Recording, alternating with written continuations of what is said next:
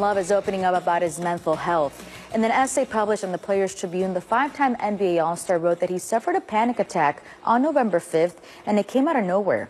Love wrote he has been seeing a therapist a few times per month since then, and that he was inspired to open up about his mental health by Raptors guard DeMar DeRozan, who acknowledged last month that he suffers from depression.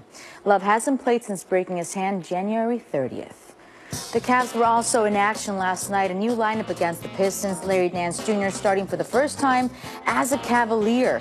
In the second, Rodney Hood can't get the layup to go, but Nance steals the ball back, finds J.R. Smith, who throws an off-balance lob to Nance for the dunk. Nance Jr. 22 points, 15 rebounds, both career highs. In the third quarter now, Cavaliers up by 12. George Hill looks and finds a cutting LeBron James for the dunk. Cavs up by 14. Next Cavs possession, James pulls up and hits the three. That would be 13 straight points by James. LeBron, 31 points, 7 rebounds, 7 assists for the night. He was happy. The Cavs with the win, 112-90. Now back to First Take. 22. How about the new look Cavs blowing out the new look Pistons? Stephen A., break it down for us. About? What are you asking? I'm asking your reaction to the game. For me personally, I could give a damn about what I saw from the Cavs last night. LeBron James was sensational for 3 quarters. He rested in the fourth quarter. Larry Nance, 22 points. It's nice to see. No Tristan Thompson. He's starting. Tristan Thompson. That's Larry Nance's first start. That's good. Did a good job. I could care less about anything. Okay. You know what I care about, ladies and gentlemen? We haven't, my man, the late, great Stuart Scott, who we miss and love dearly. God bless his wonderful soul. Used to call the city of Detroit Detroit. I loved when he would say that. Detroit, that's what he used to say. And you know, once upon a time, I used to go to the Pistons Palace in Auburn Hills. Used to love spending my time in Detroit. And I used to love that announcer that would introduce Billups and Rashid and Big Ben Wallace and Rip Hamilton, Chauncey, the whole crew. Used to absolutely love it. Hasn't been the same in a while. We understand that. But I must confess I expected a little bit more when Stan Van Gundy got there, because I happen to believe that the man is a damn good basketball coach and what have you, but the results have not been there. 32 wins the first season, 44 wins the second season, and now they're heading in the wrong direction. 44, then after that, 37 wins last year. Now you've lost 3 straight all on the road, 8 of your last 10, 9 of your last 11. What the hell has happened to the Detroit Pistons? When Blake Griffin arrived, particularly in the Eastern Conference, we were looking at the Detroit Pistons and saying, yo, they can make some noise. They can do something. I wasn't. That's fair. That's fair. You're right. You're absolutely right about that, Max. I was. Because I said in the East, with Blake and Drummond, Ish Smith, I like him. Reggie Jackson and those boys, they can play.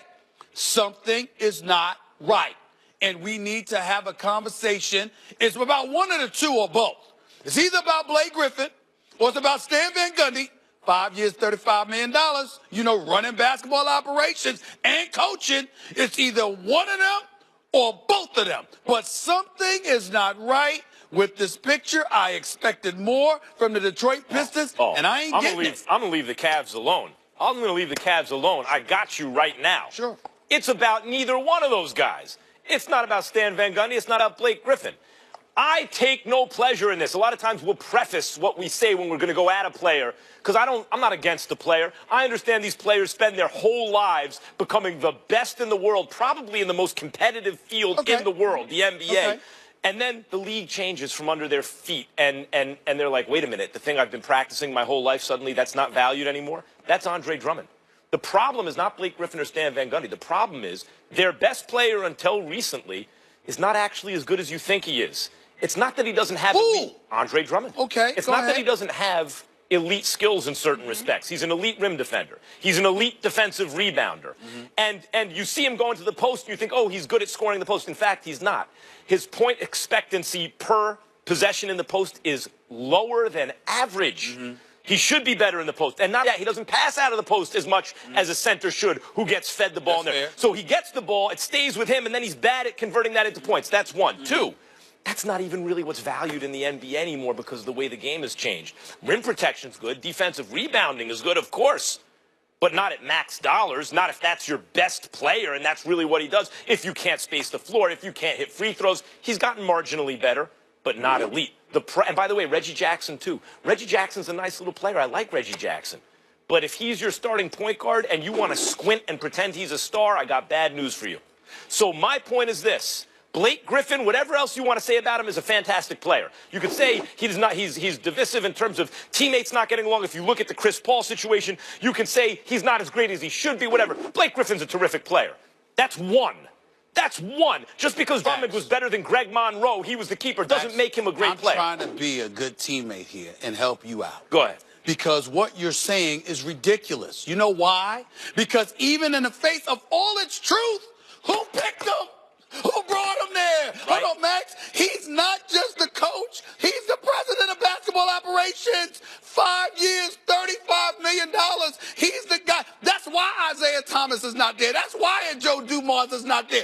He's the guy that you handed everything to. I respect the hell out of Stan Van Gundy. I appreciate his honesty and candidness. I know he knows the game of basketball. He actually did a good job in Miami before Pat Riley had to push him up out of there because D-Wade and Shaq and those boys wanted him out of there because he was just too panicky in their eyes. He goes to Orlando. He clearly did a good job with the Dwight Howard and the rest of them. But this man is the president of basketball operations and the coach. Everything you said, he picked them knowing everything you knew. That's fair. So what's the problem? What I will say is this. What Daryl Morey did in Houston, when you don't have a superstar, you look for the most talented player you can find. What I'm saying is Reggie Jackson is talented. Andre Drummond is talented. They have gone enough now with the Pistons to see they're not the answer. Therefore, the answer is you keep Blake Griffin, you got to get rid of Drummond, and maybe Reggie Jackson. But that's not good enough. That's not good enough. And here's why, Max, because think about what you're saying. You just highlighted all the nuances that comes with assembling a team in today's generation of basketball. Well, Max, if you know it, sitting here, he's the president of basketball operations. When you formulate a roster, you're supposed to have all of these things in mind when you decide to make these moves, to keep players that you keep and let go of players that you let go of. And I like Stan Van Gundy, but I can't ignore what I'm watching. Two things. One, I understand his identifying Andre Drummond as talent, wanting to see how far he could develop. I think the experiment has gone on long enough. You see, he's not as good as you would have hoped at this point in his career in terms of actual value in the NBA, not counting numbers. Two, I think the reason he's still on the team is because the rest of the league knows that too. I don't think it's easy to find a trading partner to get something that you feel has real value for Andre Drummond. Well, can I ask you a question, a real quick question, and maybe it's a rhetorical one. I understand that everything's not great. I truly, truly do, all right?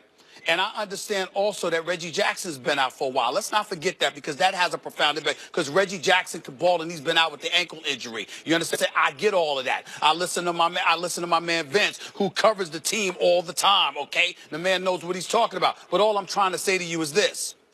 At the end of the day, if I got Drummond and Blake in the East, am I supposed to be losing 8 or 10, 9 or 11? So he's on the outside looking in. I'm not even one of the top 8 teams in the Eastern Conference. Yeah, I got news. Something's wrong with that picture. I think it's hard to win with Drummond as a focal point of the team in today's NBA. Okay. It's not a knock on Drummond. The league has changed. And I'm saying to you that if you Stan Van Gundy, you got to know that even when you made the deal for Blake Griffin or before you made the deal. That's fair. Oh, by the way, play them interchangeably as opposed to together. You could do that too. That's There's ways to work around it. If Stan Van Gundy's under the impression that Drummond is going to lead them somehow to the promised land, then he is not doing a good. I think that's the wrong evaluation. Yeah. All right. When we come back, guys, it's the most anticipated fight this year, but the Canelo Alvarez Triple G fight could be in jeopardy. We will explain. Plus, You like that? You like that? Von Miller certainly likes that. Don't miss when the Super Bowl MVP tells us why Captain Kirk is the guy he thinks can bring Denver back to the big game.